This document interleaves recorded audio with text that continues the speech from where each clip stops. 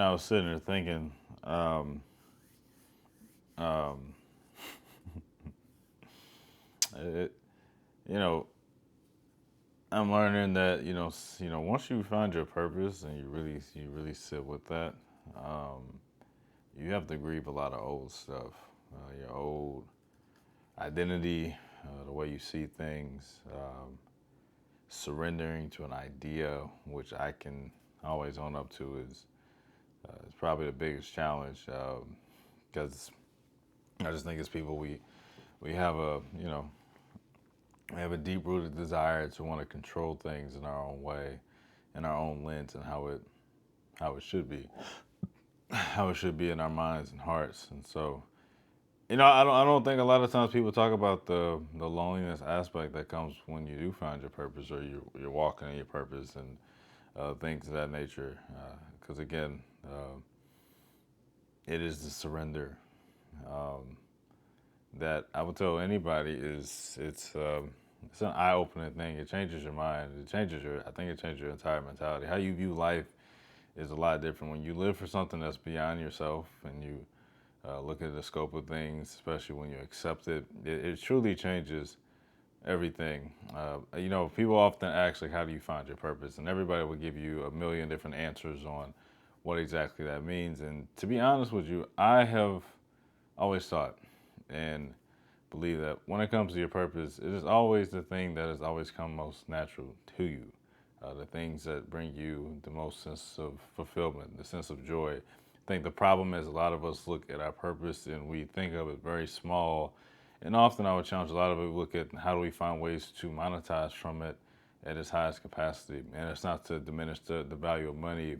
It's just that often your purpose will never have a monetary value or cap towards it. It can lead you to so many different paths that you'll be surprised and amazed on what it can lead you to once you accept it and surrender it.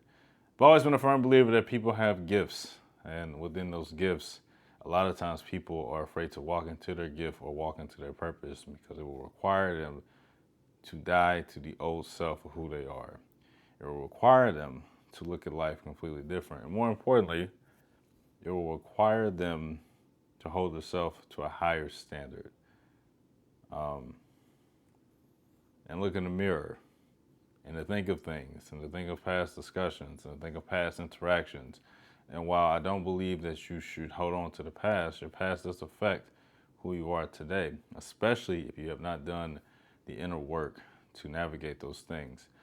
One thing about pain, one thing about suffering, one thing about uh, the things that have influenced us, if you don't face it head on, it will show itself at some point. And more importantly, you cannot escape it. No matter what you do, no matter how much money you make, no matter who you're with, you cannot escape the things that have pained you in the past. You have to face it. And I think that's been the most eye-opening thing is I really have surrendered to my idea of what my purpose is my life. I've always known I've had a strong desire to help people. I've always known that this means much to me. It is what brings me joy, and also in that same joy, it has brought me a lot of pain because I am starting to realize the sacrifice and the sense of self, especially with self fulfillment, is rooted in not focusing on the external things. Again, I want to make it very clear. I think that we should attain things, we should shoot for the stars, we should, as people say, get their bag. But there's no way it can be your main focal point in life because you can easily get lost in the external, especially when your internal is not right. And so, if you're struggling with your purpose, maybe this video will help you. You most likely know what it is. Even if you feel lost, even people who are in that purpose, they feel lost. I would argue that as many days as I feel confident, there's been many days I have doubted it. However, there's always moments when I realize I'm taking a step in that right direction, and it does affirm. It's always affirming at the right time. Never diminish your gifts, even if you don't feel you have reached your highest potential, because at the end of the day, your purpose is dynamic. It's not singular. Life is dynamic. It's not singular. It will always find different paths and roads and steps to take along the way. And with that, you have to challenge yourself within to recognize that maybe there's parts of you that has to let go of loose ends. There's people that you may have to let go. There's ideas you may have to let go. There's beliefs that you may have to let go. Because again, there is another step. There's always another you that is always waiting for you. And the one thing you don't want to do, as many people often do, if you look at research, is you don't want to live with regret of what you could have done. We are here. And while we're here and we don't know how much time we're going to be here, is focus on what we can do versus what we want to do.